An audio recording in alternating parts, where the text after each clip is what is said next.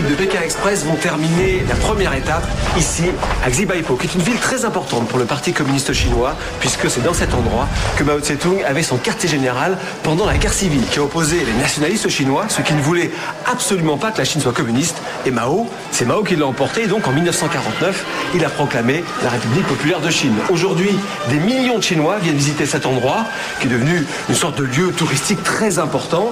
On appelle ça le tourisme rouge, et on peut voir le lit de Mao, le bureau de Mao, c'est vraiment très à la mode. Pour nous, le plus important à Xibaipó, c'est que ça va représenter la fin de l'aventure pour une équipe de Pékin Express. Là, ça fout le stress. Là, c'est le stress qui monte. Là, c'est pas Mao? Allez, là-bas, il y a le drapeau, Allez, là. Allez, c'est bon. Ouais. Go. Là, c'est là le drapeau. Ça arrive ensemble? Allez, Nadine. Viens, mon bébé. On sait pas trop, on est dans le néant là. On a un peu le stress, la peur au ventre. Être éliminé maintenant, la déception serait immense. Non, on est les derniers. Partie de Pékin il y a 3 jours, toutes les équipes sont arrivées à Xibaipó. Ce soir, l'équipe classée en dernière position sera éliminée. Il est temps de découvrir le classement de la première étape de Pékin Express. Bonsoir à toutes, bonsoir à tous. Bonsoir. Bienvenue au musée de la Révolution. Derrière vous, vous avez Mao et ses camarades. Je vais maintenant vous donner le classement de cette première étape. Alors, Nelly et Fabien, vous avez remporté l'épreuve d'immunité à Baoding. Vous n'êtes donc pas concernés par l'élimination. Vous avez fini en queue de peloton. Donc pour le coup, ça vous a plutôt pas mal servi.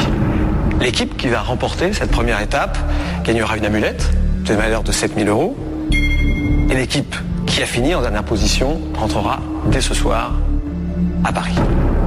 Je vais donc maintenant vous dire quelle équipe a remporté cette première étape.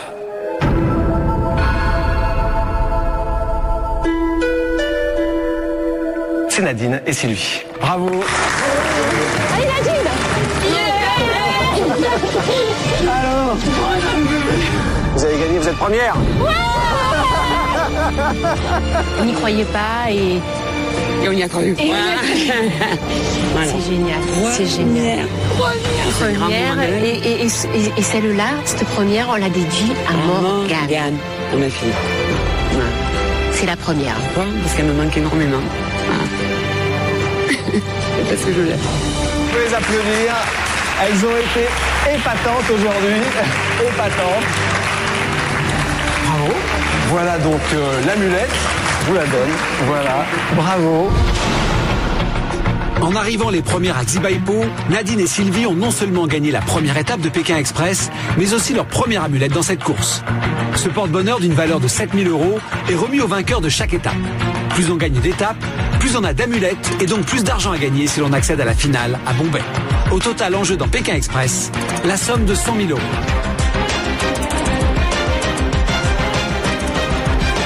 Bravo les filles, encore une fois. Vous nous avez épatés aujourd'hui. Mais vous avez gagné avec 4 minutes d'avance sur les deuxièmes ex-aequo. C'est Guillaume et Nathalie, Thomas et Élie. Bravo. Deuxième ex-aequo. Et puis alors quatrième de cette étape, Rosaline et Candice. Mesdemoiselles. Cinquième, Tibère et Nicole. Bravo. Sixième, Émilie et Sébastien. Tout va bien pour vous. L'élimination se joue à 3 équipes. Mehdi et Laurent, Cécilie et Georges, Monique et Sephora. Monique, Sephora, vous restez avec nous. Vous n'êtes pas éliminés. L'élimination se joue donc entre Mehdi et Laurent, Cécilie et Georges. Et Cécilie et Georges restent avec nous. Mehdi et Laurent, venez me voir. Venez. Messieurs, C'est une super erreur. C'est une Ouais. superbe erreur qui nous a... Parce qu'on était dans le bus avec les filles, on a fait une bonne partie du parcours ensemble. Et en fait, après, on a pris un bus qui nous a dit qu'il allait à Xibabo, mais il passait par une autre super grande ville et qui revenait après. Mais c'est pas possible. Là, Xipaipo. Ah ouais. Et après, il faut prendre un autre bus qui va à Xipaipo. Sans blague. Ah ouais, le délire. Oh, le réveil à 2 francs. Parce que là, ça veut dire 4 heures. C'est-à-dire que là, on se retape 4 heures, à peu près, non? ah, si on se fait éloigner comme des malades. Un problème de compréhension, c'est énorme. Énorme. Alors je sais que vous avez vécu en 3 jours déjà plein de choses. Hein. Ça a été très très riche. C'est énorme, mais dégoûté que ça s'arrête là, quoi. Vraiment, Ouais. vraiment, c'est... On a vécu tellement de bonnes choses, j'aurais voulu découvrir plein d'autres choses, mais bon, c'est toujours Sadaki. Il y a eu Sadaki, j'aurais pu ne rien avoir, ne jamais connaître ça. J'ai connu la Chine que je connaissais pas, probablement que j'aurais jamais pu venir ici. J'ai rencontré des gens que probablement j'aurais jamais rencontrés.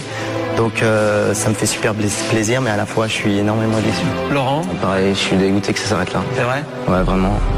J'ai le sourire là, mais à l'intérieur, je suis cassé en deux. Vous avez votre balise. Je vais devoir symboliquement vous demander de me la rendre. Merci. Le fait que je récupère cette balise, c'est le symbole pour vous de l'arrêt de la course. Retour à la réalité. Voilà. Notre première réaction, c'est la déception.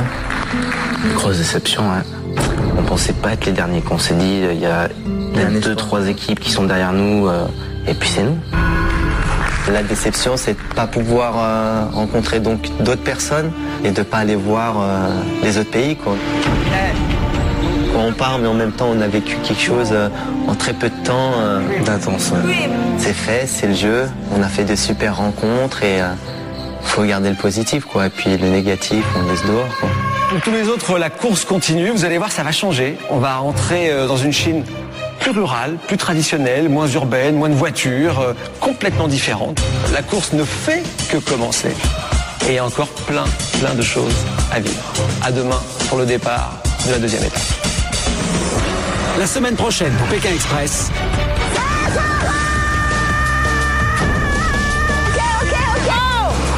Allez, on marche, on y sera plus vite là. Il y a plein de monde, on n'avance pas. Moi, je vais pas péter un plomb. Hein. 2 nouvelles étapes pour les équipes. Xibaipo, Xi'an, Yichang.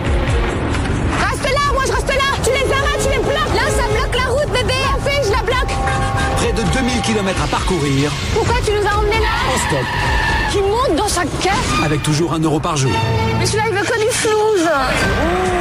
C'est chez vous là, c'est beau, c'est marrant ça. Pour les candidats, il faudra à nouveau trouver où dormir et comment se nourrir. Et nous prennent pour des extraterrestres. Ils comprennent rien et ils s'amassent autour de toi comme ça.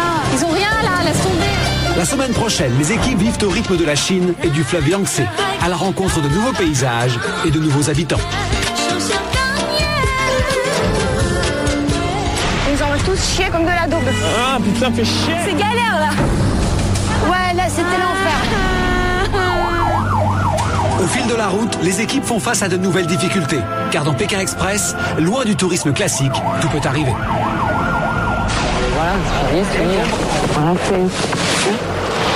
À force de compétition, sur la route, la tension monte d'un cran. Le plus dur, c'est de pas péter les plombs. T'es habitué à voir les gens qui te rampent à tes pieds, et moi, c'est pas le cas. Tout le temps comme ça, mais Merde, connard toi. t'es ouf. T'es bête ou quoi? Je te jure, je suis envie de te mettre des claques tellement t'es bête. Je te parle pas, je te parle pas. Les 9 équipes encore en course n'ont qu'un objectif, tenir jusqu'à Bombay. J'ai pas les cartes, tu veux que je leur explique comment, Rosa?